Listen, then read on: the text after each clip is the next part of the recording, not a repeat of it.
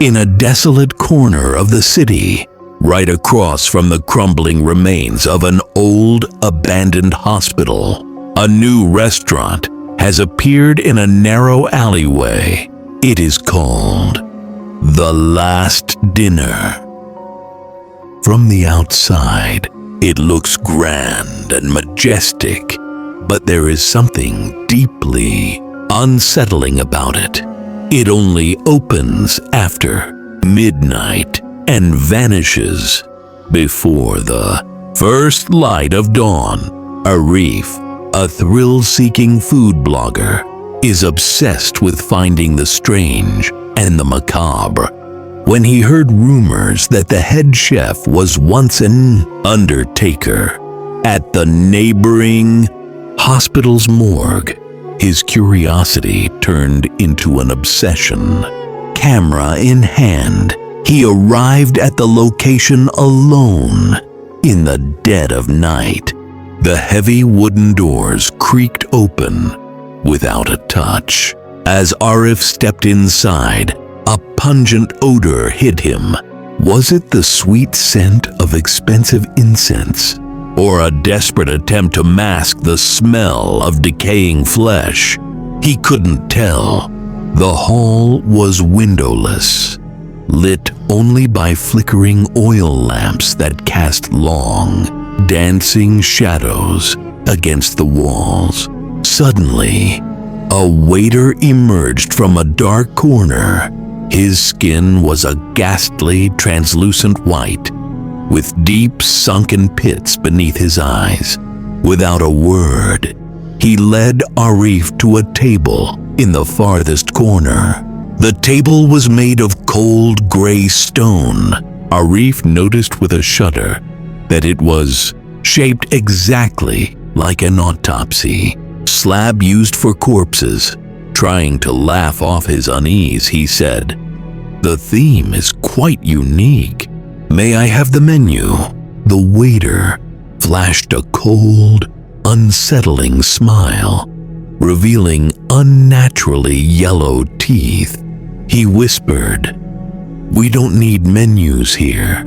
Tonight, you will be served exactly what you have lost."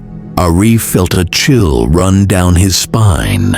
He tried to stand up, but his legs wouldn't move, as if invisible hands were gripping his ankles from beneath the floor. Just then, a rhythmic grinding sound echoed from the kitchen. It sounded like a bone saw cutting through something hard and solid. The chef emerged. He wore a blood-stained apron and carried a large silver platter covered with a lid. As he stood before Arif, he lifted the cover. Arif tried to scream, but the sound died in his throat. On the platter lay a severed human finger, wearing a silver ring. It was the exact same ring his younger sister had been wearing 3 years ago, the night she vanished. The chef leaned in and whispered, "Recognize it. That one was a bit stubborn." It took some time to cut through. Seeing his sister's ring on that severed finger shattered Arif's mind. He wanted to howl in grief, but his voice was gone. The chef smiled with a twisted sense of satisfaction and said, "Don't be afraid, Mr. Arif. Here, we don't just serve body parts. We serve the regrets and the final screams of the departed.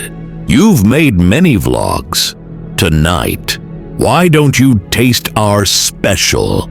After the chef retreated into the shadows, every light in the restaurant flickered and died. In the suffocating darkness, Arif began to hear sobbing. It sounded like hundreds of people were weeping simultaneously, from under the tables, from inside the walls, from the very air itself. Arif fumbled for his phone, and turned on the flashlight. His blood turned to ice. The people at the neighboring tables weren't human. Some were missing half their heads. Others had limbs severed at the elbows. One was even tearing at its own chest to pull something out to eat. They all turned in unison, staring at Arif with hollow, empty eyes. Suddenly, the floor began to vibrate. The plaster on the walls cracked and fell away, revealing that the walls were not made of bricks, but of thousands of human skulls stacked atop one another. Black liquid oozed from their eye sockets. The pale waiter reappeared, holding a glass filled with a thick crimson liquid. He placed it before Arif. "A fresh vintage from the Morgue's freezer," he hissed. "Drink this, and you will never think of leaving. For once you enter here, you become part of our history." Arif saw small objects floating in the glass. Looking closer, he realized they were human eyeballs, moving and twitching as if pleading for help. At that moment, a piercing scream erupted from the kitchen. A voice he knew all too well.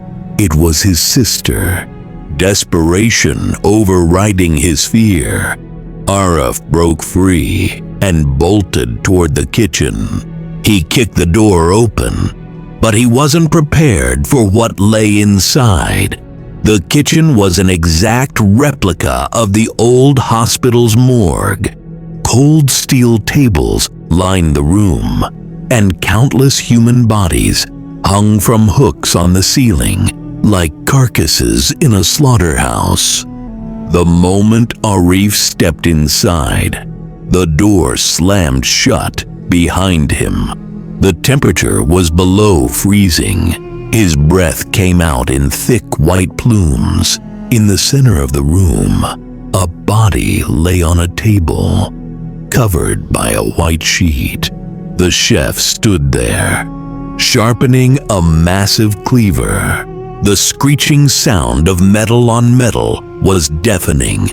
"Your sister didn't die, Arif," the chef said calmly.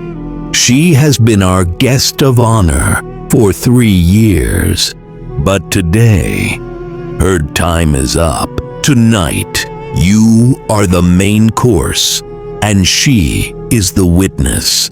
The chef ripped the sheet away.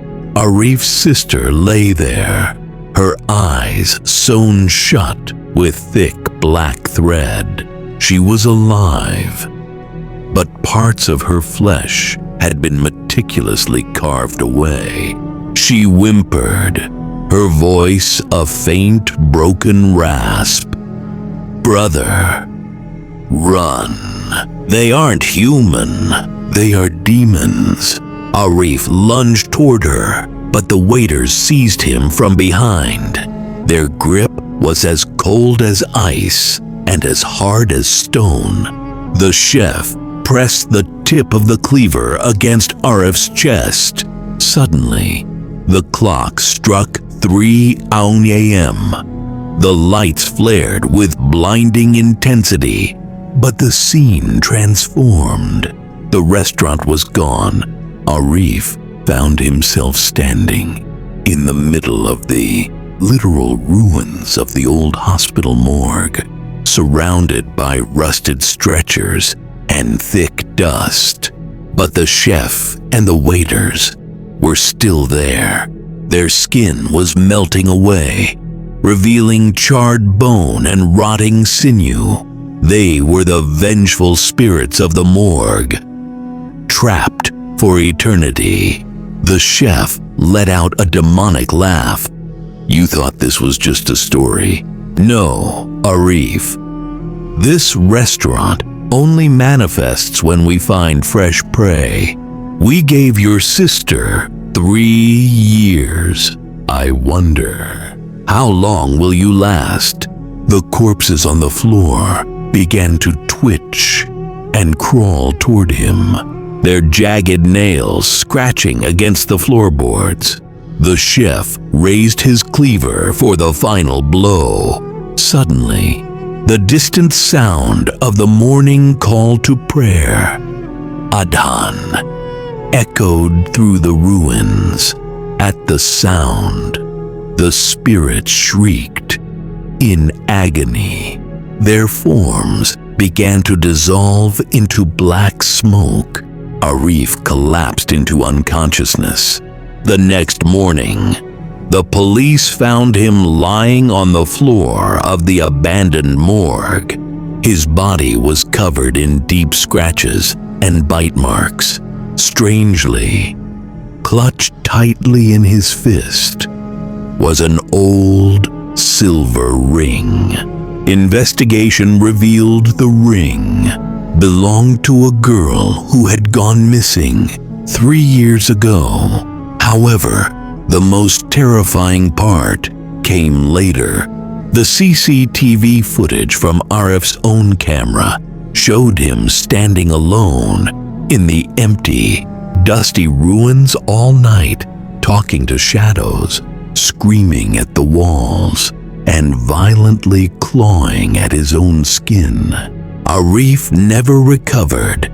Today, he lies in a psychiatric ward, whispering the same words over and over.